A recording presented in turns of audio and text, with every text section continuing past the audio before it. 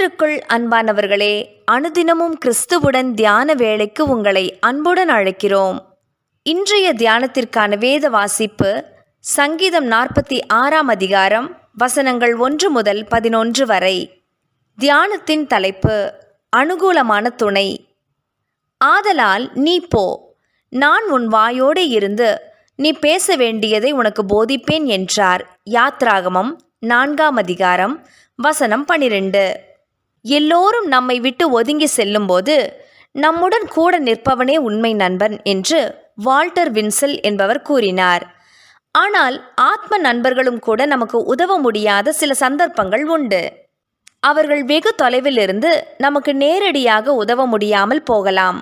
ஆனால் நாம் எங்கே இருந்தாலும், நமது சூழ்நிலைகள் எத்தகையதாயிருந்தாலும் தேவனே நமக்கு உதவி செய்ய வல்லவர்.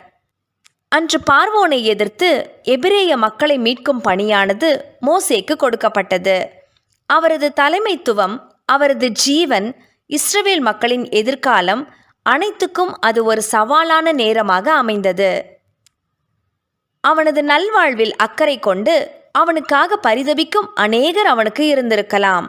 ஆனால் தேவன் மாத்திரமே உன்னுடனே கூட இருந்து நீ பேச வேண்டியதை உனக்கு கூறுவேன் என்று சொல்லக்கூடியதாக இருந்தது. தங்களுக்கு அருமையானவர்களையும் தங்கள் உடைமைகளையும் இழந்து போகும் நேரங்களில் தேவன் நமக்கு அடைக்கலமும் பலனும், ஆபத்து காலத்தில் அனுகூலமான துணையுமானவர் என்று தேவ பிள்ளைகளினால் மட்டுமே கூற முடியும். சங்கீதம் 46 அதிகாரம் வசனம் 1. கிட்லரின் வதை முகாமில் இருந்த கோரி டென் பூமின் தன்னுடன் இருந்த தனது சகோதரி பெட்சி துன்புறுத்தப்பட்டு இறந்தபோது தனது எண்ணங்களை அவள் இவ்வாறு நம்பிக்கையோடு கூறினாள். நான் மரிப்பதற்கு பயப்படவில்லை. மரண இருளின் பள்ளத்தாக்கு எனக்கு எந்த பயத்தையும் ஏற்படுத்தவில்லை. இயேசு என்னை இந்த சிறைச்சாலைகள் வழியாக சுமந்து சென்றார்.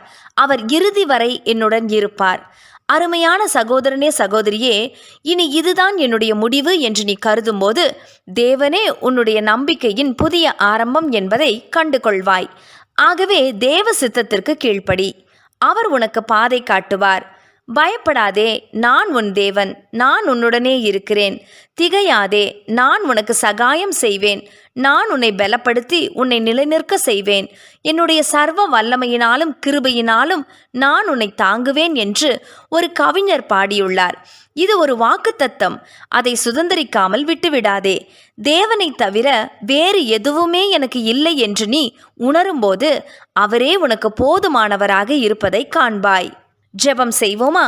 கிருபையுள்ள கர்த்தாவே, எந்த விதமான இக்கட்டான சூழ்நிலையானாலும் நீர் எங்களுக்கு அருகில் சகாய கர்த்தராகவும் துணையுமாகவும் இருப்பதற்காக உமக்கு நன்றி செலுத்துகிறோம். ஆமென்.